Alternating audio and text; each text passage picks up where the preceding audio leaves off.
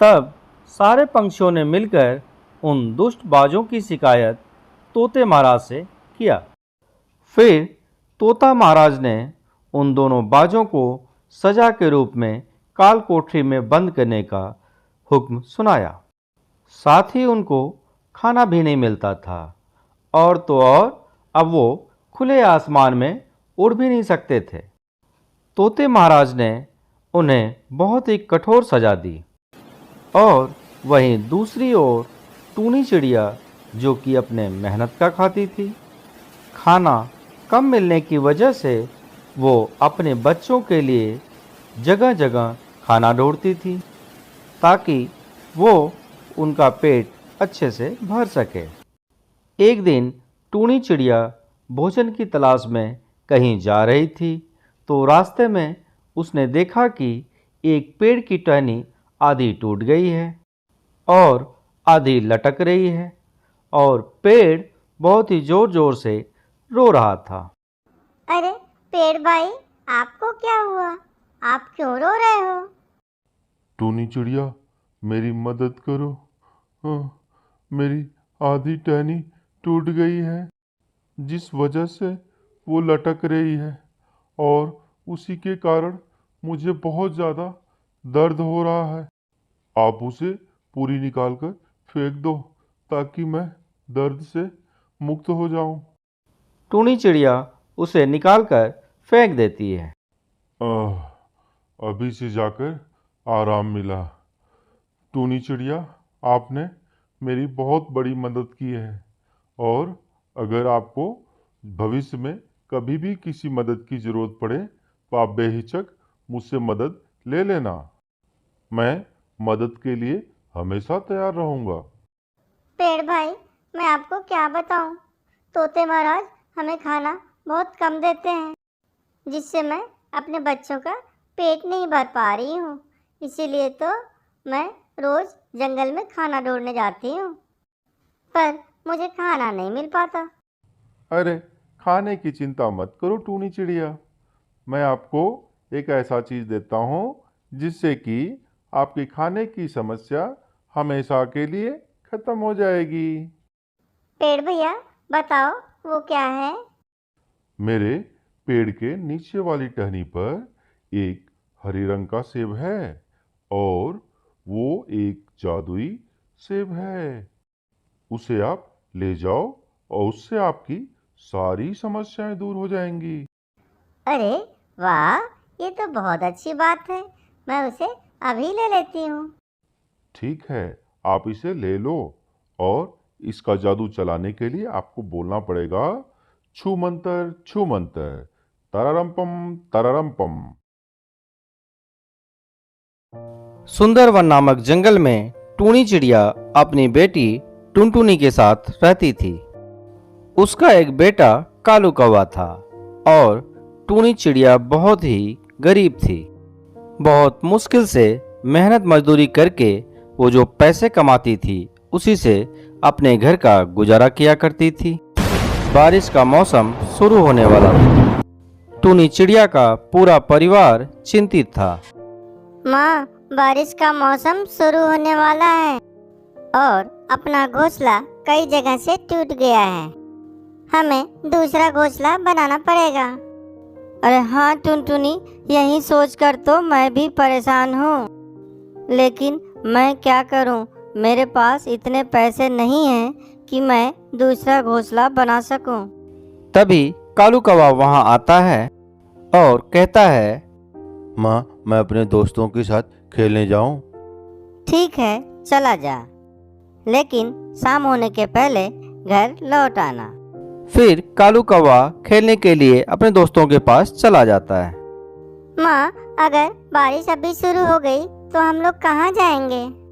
टुनटुनी, तू रुक, मैं अभी कुछ सोचती हूँ। तू मेरे लिए चाय बनाकर ला।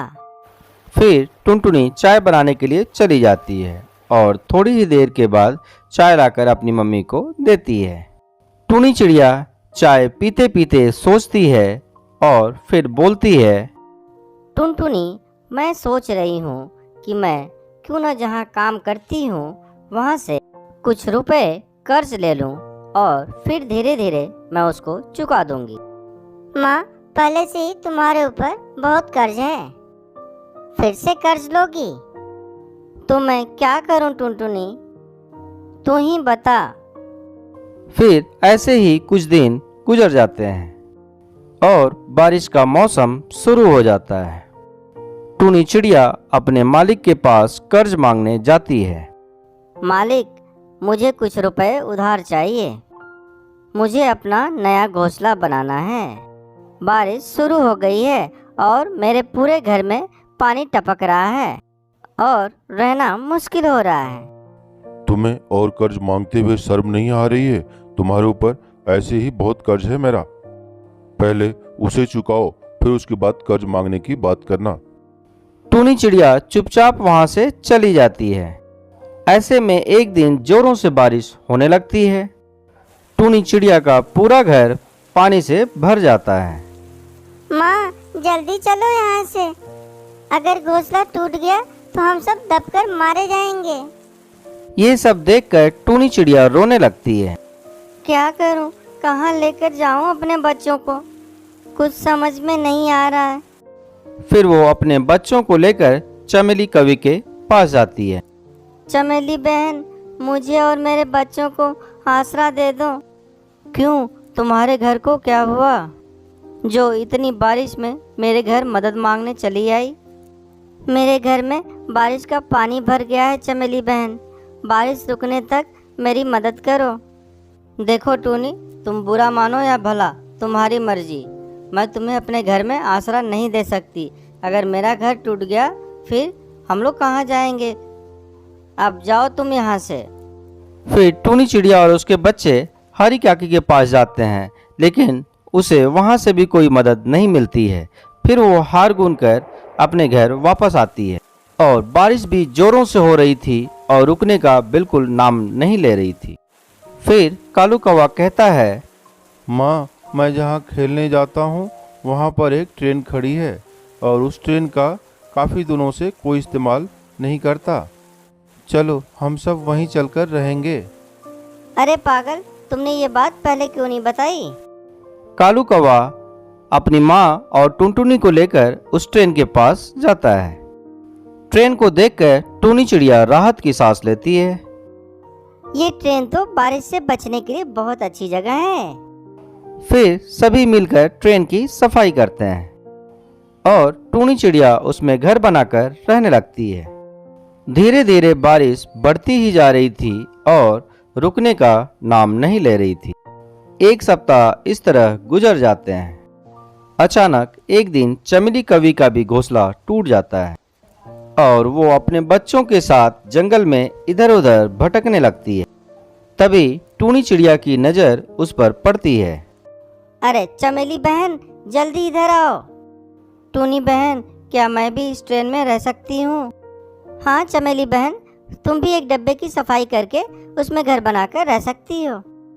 बहुत बहुत धन्यवाद टूनी चिड़िया, जो तुमने मेरी मुसीबत में मेरा साथ दिया। इस तरह जंगल के कई पंछी उस ट्रेन में अपना घर बनाकर खुशी खुशी बारिश के मौसम में रहने लगते। समोसे वाला, गर्मा गर्म समोसे वाला, ताजे ताजे गर्मा गर्म समोसे ले लो। एक बार खाओगे तो बार बार आओगे। चंपक वन नामक जंगल में टूनी चिड़िया अपनी माँ टुनटुनी चिड़िया और पिता गोलू चिड़ा के साथ रहती थी। गोलू चिड़ा समोसे का ठेला लगाता था। समोसे वाला, गर्मा गर्म समोसे वाला, स्वादिष्ट और ताजे समोसे वाला, एक बार खाओगे तो बार बार आओगे। अरे ओ गोलू भाई, मैं बहुत देर से तुम्हारा इंतजार कर रही थी। मुझे 4 समोसे देना। भैया, मुझे भी 10 समोसे पैक करके दे देना। इस तरह गोलू चिड़ा की आवाज़ सुनते ही जंगल के पंछी उसके समोसे खाने के लिए दौड़ पड़ते थे और कुछ ही घंटों में उसके सारे समोसे बिक जाया करते थे। दोपहर में टूनी चिड़िया अपने पिता गोलू चिड़ा के लिए भोजन लेकर आती है। पिताजी, मैं आपके लिए भोजन लेकर आई हूँ, आप भोजन कर लीजिए, तब तक समोसे मैं बनाती हूँ। ठीक है बेटी, ध्यान से तुम समोसे बनाना, घी बहुत गर्म है। अब टूनी चिड़िया समोसे बनाने लगती है और गोलू चिड़ा भोजन करने लगता है। ले, मैंने अब भोजन कर लिया है, अब तू घर जा। लेकिन आपने मेरा इनाम तो दिया ही नहीं। ये ले तेरा इनाम, मैं तो भूल ही गया था। गोलू चिड़ा टूनी को कुछ पैसे देता है और टूनी चिड़िया खुशी खुशी घर वापस आती है। तू आगे बिटिया, चल तू भी भोजन कर ले, मैं तेरे लिए भोजन परोस रही हूँ। इस तरह हंसी खुशी उनके दिन गुजर रहे थे। एक दिन टूनी चिड़िया अपने पिता के लिए भोजन लेकर जाने वाली ही थी, तभी सुंदरी कौवी वहां आ जाती है। अरे बिटिया, तेरी माँ कहाँ है? उन्हें लेकर जल्दी अस्पताल चल। समोसे बनाते समय तेरे पिता के ऊपर गरम गरम घी गिर गया है, जिससे वो बुरी तरह से जल गए हैं। जंगल के कुछ पंछी ने उन्हें अस्पताल में भर्ती करवा दिया है। टूनी चिड़िया अपनी माँ टुनटुनी चिड़िया और सुंदरी कवि के साथ जल्दी जल्दी अस्पताल पहुंचते हैं। डॉक्टर, ये लो मेरी गुल्लक, इसमें से सारे पैसे ले लो, लेकिन मेरे पिताजी को ठीक कर दो। घर के सारे पैसे गोलू चिड़ा के इलाज में खर्च हो जाते हैं। 2 दिन बाद गोलू चिड़ा को होश आता है। तब टुनटुनी चिड़िया उससे मिलने जाती है। ये सब कैसे हो गया जी? आप देखकर काम क्यों नहीं करते? पता नहीं टुनटुनी चिड़िया, ये सब कैसे हो गया। आज तक तो कभी भी मेरे ऊपर घी नहीं गिरा था। ज़्यादा मत बोलो जी, आपको डॉक्टर ने कुछ दिनों तक आराम करने के लिए बोला है। लेकिन टुनटुनी चिड़िया, घर का खर्च कैसे चलेगा? मेरी समोसे की दुकान भी बंद है। पिताजी, आप चिंता बिल्कुल मत कीजिए, अब से समोसे की दुकान मैं संभाल लूँगी। मुझे समोसे बनाने आते हैं, आप बस आराम कीजिए और आप जल्दी से ठीक हो जाइए। ठीक है टूनी चिड़िया, मैं समोसे बेचने में तुम्हारी मदद करूँगी। अगले दिन से टूनी चिड़िया अपनी माँ टुनटुनी चिड़िया के साथ समोसे बेचने में लग जाती है। इस तरह कुछ दिन बीत जाते हैं। ऐसे में एक दिन एक पंछी उसके ठेले पर आता है। गोलू चिड़े के समोसे की दुकान यही है? हाँ, यही है जी, कहिए क्या बात है। वो मेरे कड़कनाथ सेठ जी ने मुझे यहाँ पर भेजा है। उन्हें 200 समोसे चाहिए, उनके बेटी का जन्मदिन है और हर बार वो समोसे गोलू चिड़े से ही बनवाते हैं। हाँ, बन जाएंगे कालू भैया। आजकल मेरे पिताजी का तबीयत कुछ ठीक नहीं है, इसलिए मैं और मेरी माँ समोसे बेचते हैं। आप मुझे सेठ जी का पता दे दीजिए, मैं वहाँ समोसे पहुँचा दूँगी। कालू कौवा टूनी चिड़िया को सेठ जी का पता दे देता है और साथ में 2000 रुपये एडवांस भी देता है। ये देखकर माँ बेटी दोनों बहुत खुश हो जाती हैं और समोसे बनाने में जुट जाती हैं। 2 घंटे की कड़ी मेहनत के बाद टूनी चिड़िया और उसकी माँ मिलकर